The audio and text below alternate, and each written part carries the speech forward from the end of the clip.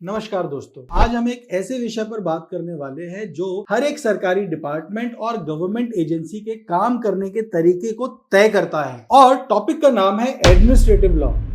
यह एक ऐसा कानून है जो सरकारी अधिकारियों की शक्तियों को रेगुलेट करता है और इंश्योर करता है कि पब्लिक राइट्स का वायलेशन ना हो। तो चलिए बिना वक्त लगाए इसे समझने की कोशिश करते हैं। एडमिनिस्ट्रेटिव लॉ एक ऐसा ब्रांच है जो एग्जीक्यूटिव अथॉरिटीज की पावर, उनके फंक्शंस और अकाउंटेबिलिटी को डिफाइन करता है। जब गवर्नमेंट कोई डिसीजन लेती है, चाहे वो राशन कार्ड बनाने का हो, पासपोर्ट इशू करने का हो, उन डिसीजंस के ऊपर लगता है एडमिनिस्ट्रेटिव लॉ। इस कानून की सबसे बड़ी जरूरत यह है कि आर्बिट्ररी पावर को कंट्रोल करता है। क्या हमें पुलिस, म्युनिसिपल कॉर्पोरेशन या किसी भी गवर्नमेंट बॉडी के डिसीजन को चैलेंज करने का अधिकार है?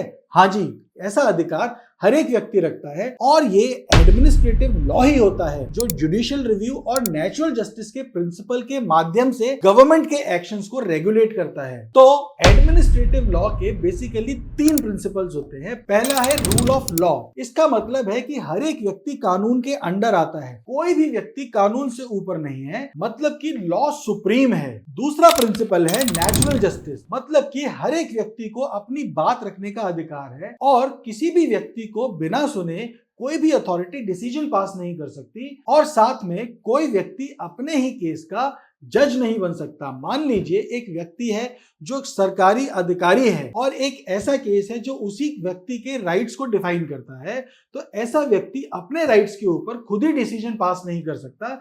यदि वह ऐसा करता है तो वो डिसीजन इलीगल होगा। तीसरा है जुडिशियल रिव्यू, जिसका मतलब यह है कि कोर्ट के पास पावर है, वो गवर्नमेंट के अनकॉन्स्टिट्यूशनल, इलीगल और आर्बिट्ररी एक्शंस या ऑर्डर्स को नलिफाई कर सकता है। यदि गवर्नमेंट का कोई भी एक ऐसा एग्जीक्यूटिव ऑर्डर है जिसने नेचुरल जस्टिस को वायलेट किया, मतलब कि व्यक्ति को सुने बिना ऑर्डर पास हो गया या कोई व्यक्ति अपने ही केस में जज बन के बैठा है, तो ऐसी परिस्थिति में जुडिशियल रिव्यू की पावर के तहत कोर्ट ऐसे डिसीजन को नलिफाई कर सकता है। कुछ केस लॉस के माध्यम से समझते हैं।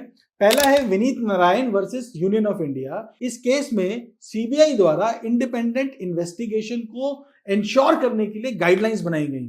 दूसरा है Maneka Gandhi versus union of India. इस केस में कोर्ट ने होल्ड किया कि राइट टू ट्रैवल के केस में नेचुरल जस्टिस प्रिंसिपल को अपहोल्ड किया जाना चाहिए। Number 3 Kesavananda Bharati versus state of Kerala. इस केस में सुप्रीम कोर्ट ने बेसिक स्ट्रक्चर डॉक्ट्रिन को स्टैब्लिश किया और होल्ड किया कि जो कॉन्स्टिट्यूशन का बेसिक स्ट्रक्चर है उसको अमेंड नहीं किया जा सकता। तो दोस्तों, एडमिनिस्ट्रेटिव लॉ एक बहुत ही इंपॉर्टेंट पार्ट है हमारे लीगल सिस्टम्स का, जो सिटीजन को गवर्नमेंट के आर्बिट्ररी एक्शन से बचाता है।